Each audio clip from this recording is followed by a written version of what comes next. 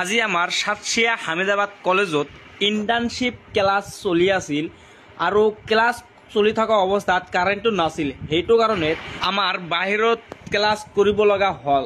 ইমান গৰম আছিল, ঘৰৰ ভিতৰত থাকিব নোৱাৰি। সেইটো কাৰণে গাছৰ তলত আৰু বাৰান্দাত ক্লাছ কৰিলোঁ। আৰু ক্লাছ কৰাৰ নিয়মটো এনেকুৱা হৈছে, একদম কেৰেলাৰ নিচিনা হৈছে। কেৰেলাত বৰ্তমান যেনেকুৱা বেক বেঞ্চাৰ নাই, অকল সকলোৱে ছাৰৰ সন্মুখত বহি থাকিব, তেনেকুৱাই চিষ্টেম হৈছে আমাৰ সাতশিয়া হামিদাবাদ কলেজত।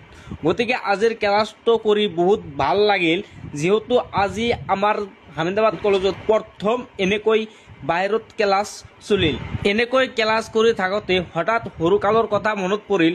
আমি সৰুকালতেই অংগনবাদীত এনেকৈ বেঞ্চত নহয়, চকীত বহি ক্লাছ কৰিছিলোঁ। আৰু আজি আমি সাতশিয়া হামিদাবাদ কলেজত এনেকৈ বেঞ্চত বহি ক্লাছ কৰিলোঁ। এনেকৈ ক্লাছ কৰাৰ কাৰণে আমি মুস্তাফিজুৰ ৰহমান ছাৰক অসংখ্য ধন্যবাদ জনাইছোঁ।